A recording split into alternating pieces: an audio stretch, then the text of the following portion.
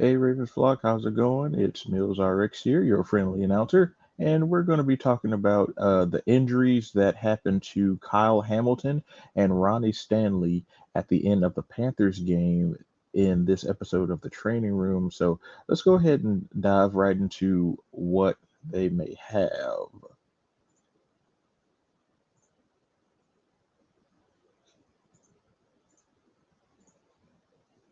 Okay, we're going to go right up here to the slideshow beginning. Okay, and where is laser pointer? My handy dandy laser pointer. There we go.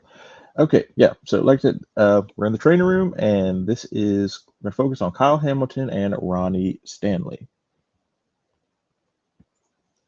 Okay, first off, here is the post-game injury report about what happened at the end of the Panthers game. Of course, we Kyle Hamilton, he suffered a left knee injury. Ronnie Stanley, he re-injured his twice surgically repaired left ankle. And even though this wasn't even though he wasn't on the official like post-game injury report, I just want everybody to monitor Lamar Jackson next this upcoming week. He had his right ankle looked at multiple times by trainers on the sideline. So I'm just a bit concerned about that. So just something we need to monitor moving forward, and hopefully it's nothing major.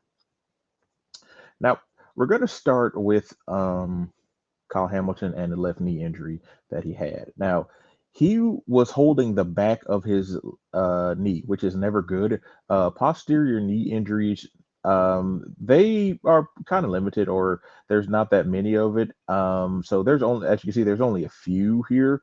And like to me, the best case scenario would just be a common knee bruise. He'll just be day to day. Hopefully that's it. And given what Coach Harbaugh said at his media availability and at his press conference, is that Kyle's knee is stable, which is good. So it could be a knee bruise. That's the best case scenario. He'll just be day to day, probably be limited a day or two in practice, but he will still be good or have a great chance of playing next week.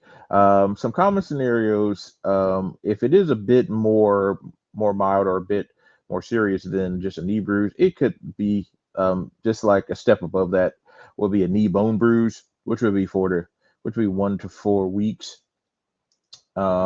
or it would be a grade one knee sprain that we normally see a mild sprain at that. It'll be 1 to 3 weeks. He probably come back in two. Um, he'll probably miss at least just 2 weeks. But so yeah, these are the more common situations, or what potentially would is it what it could be. And the worst case scenarios would of course be a posterior cruciate ligament PCL injury, like this as you can see right here, this ligament right here, the posterior cruciate ligament is one of the four big ligaments in the knee, and the ACL is actually right in front of it, because normally when the ACL gets hurt, the PCL gets hurt, but it normally doesn't happen vice versa. PCL sprains are like really rare. I mean, even though we have been seeing them a bit more frequently this year, because with Dalton Schultz and Julio Jones, but they normally don't happen that much. So yeah, that would be one of the first one, and it would depend on the severity. That's why I don't have a recovery timeline here. Depends on how severe the PCL injury would be. And another one I want you to bring your attention to is called a posterior lateral ligamentous complex, or PLC injury. And when they say that, we're talking about this side.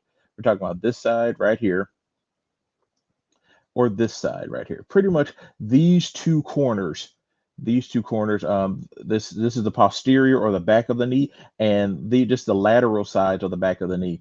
Because these, as you can see, these have a lot of ligaments right here, and a lot of soft tissue here. You have the medial meniscus. You have a corner of PCL. You have the tibial collateral ligament right here. And you even have a bit. You have even have a bit of the MCL right here too. These are very ligamentous, or very high soft tissue areas, and any especially right here, and you also right to see the popliteus ligament right here. There's a lot of soft tissue in this area, and injuries like this, they normally keep people out 6 to 8 weeks. So it's a really just a heavy soft tissue part of the knee, and it's the stabilizing factor. As you see, the meniscus, that's a shock absorber. It absorbs the pressure from the femur and make sure it doesn't exert like that pressure driving down from the femur onto the tibia or the shin bone or the fibula. So so yeah, those would be the worst case scenarios. To my and what I believe it probably is probably just a mild to minor knee bone bruise. Hopefully it just be a knee bruise, but I think it's just a knee bone bruise. So, and I'd say Kyle will probably miss 1 to 2 weeks. It's a stable knee bone bruise at that, so he'll probably miss 1 to 2 weeks, if anything. So, yeah, that's what I probably think Kyle Hamilton has. Okay, next slide. And even though he doesn't have even though he doesn't have this, I just want to show you guys what an MRI of a PCL sprain looks like. Now, see, this is your knee right here. As you can see, this is the femur. This is the tibial head right here. In front, right here, you have the ACL. And these two arrows back here show a PCL. Now, this is a PCL sprain. This is a grade 2. As you can see, there's a bit of separation right here. There's some fracturing. There's some tearing right here in this ligament. So that's what this is. And this then the PCL is pretty much, this is a partial tear, which makes it a grade 2. So this is what like I said, this was what you're seeing from Dalton Schultz. This is what you're seeing from Julio Jones. But like I said, and thank goodness that Kyle Hamilton doesn't have this, but he potentially has a knee bone bruise, and like I said, 1 to 2 weeks. Now, when we talk about left ankle injuries, and this, and Ronnie Stanley has had this ankle. He had arthroscopic surgery on this one twice because remember he fractured it initially in 2020. He had arthroscopic surgery to repair it. We brought him back too early in that off season, and he refractured it, and it didn't have time. He didn't have a full workout. He wasn't able to get back to game shape, or he wasn't able to take part in OTAs or even training camp that off season. So he just went ahead and had another surgery on it to help get his ankle. Then we just got him back, which was good. And he was in a part of a left tackle rotation for a while. Then over the past couple of games, he started just taking over. He went back to just being the starting left tackle by itself. But now, it was actually really sad because and even Lamar said at his media availability that he injured him. And that was true because Lamar actually rolled up on the back of his ankle, so which was not really good because it was already weak after having 2 surgeries on it. And as we saw in the video at the end of it, he was in a walking boot and he was walking. That's good. So that eliminates the worst case scenario, which would he re-aggravated that ankle fracture. So that's pretty much it. So that's really good. So it's really good. I don't have best or worst case scenarios in there because all of these are very equally likely, and these all kind of have, even though some have longer recovery timelines than others, these pretty much are, the lessers of all the evils. These are pretty much what could happen. Number one would be just be a grade 1 lateral ankle sprain, meaning that the ligaments right here on the outside or the lateral aspect of the ankle, they are either there's a micro tearing or they just been overstretched. Mainly this one, the calcaneofibular ligament right here is the main one we see on the outside right there. A grade 2 lateral ankle sprain, pretty much to the same ligament. This will be a partial tear, like I showed you on the MRI for the PCL. It'll be partially torn with a bit more tearing in it. Grade 1 would just have micro fracturing, or it just probably just hyperextended or overstretched. Now, now another one it could be, and that what we've been seeing a lot like a lot in the NFL this year, like more than any other year, would be the high ankle sprain. Now, high ankle sprains happen in this region right here. It's called the interosseous membrane. This membrane right here, as you can see, it connects your tibia, your shin bone, to your fibula. And in this space right here, there is a ligament called the syndesmotic ligament. You can't see it here, but that ligament right there, and also this one, the anterior tibiofibular ligament and the syndesmotic ligament help connect these bones right here, the fibula and tibula, to the foot and to the talus bone or the ankle bone. And this whole region right here will be known as the talocrural or ankle joint. That's what these form right here. And this interstitial membrane connects these two. High ankle sprains normally happen in this one, and this either damage to the ATFL, as this is called, the anterior tibiofibular ligament, and also the syndesmotic ligament. And that's what you also may see syndesmotic sprains because it refers to that ligament too. So it could be a high ankle sprain like that, and that would be 4 to 6 weeks, and then I think Ronnie would go on the IR. He would. With the lateral ankle sprains, he probably won't. He'll just be held out for, I believe, at least 2 weeks. As you can see, it's 1 to 3 weeks. People usually come back from two, and for grade two, they normally get held out for two, possibly three. But yeah, he wouldn't go on the IR with a lateral ankle sprain. If a high ankle sprain, he'd probably get it, and pretty much, and also he could have what kept Lamar out the last 5 games of last season, an ankle bone bruise, and the bone that would pretty much be bruised right here would be this one of these cuboid bones right here. Um, your calcaneus is your heel bone. These cuboid bones right here on the lateral aspect right here, this one is the main one that normally gets bruised. So, yep, that would be a bruise of this bone.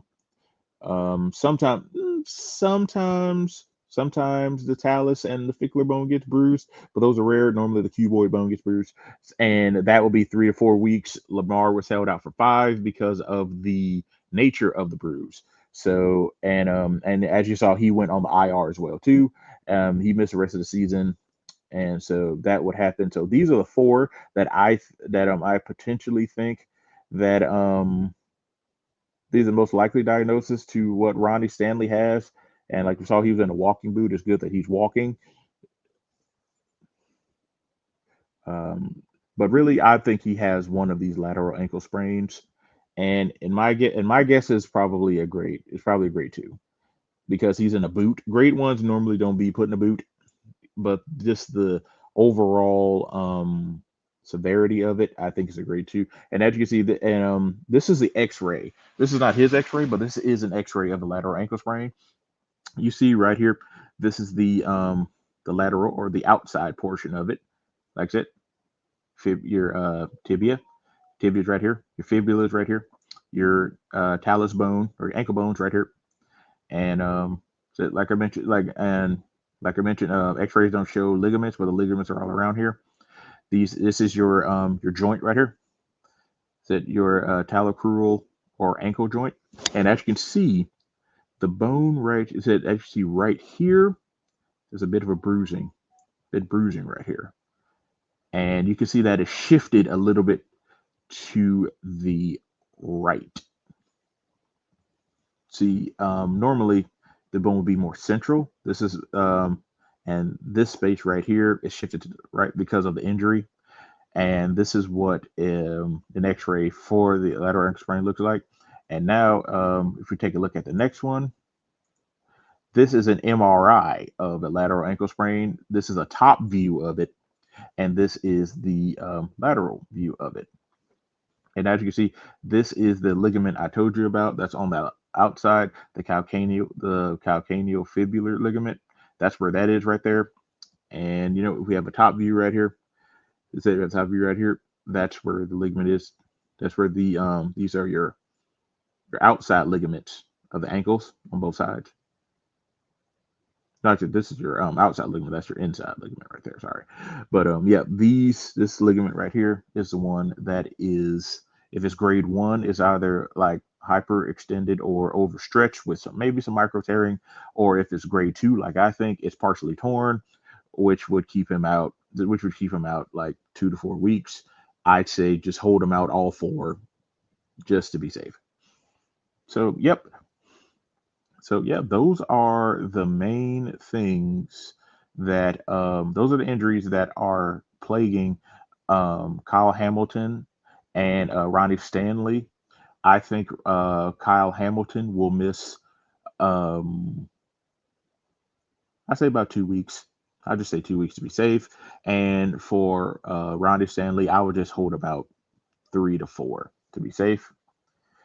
So yep, that's exactly what I believe. That's what I believe they have. And okay, let me get back here. And yep, thank you so much. Thank you so much for tuning in to the training room. If you like this content, please leave a like down below, and also subscribe to me on it's Ravens Medical on YouTube, it's my YouTube channel, and Game Medicine on Twitter. Thank you so much. Go Ravens, and have a very nice day.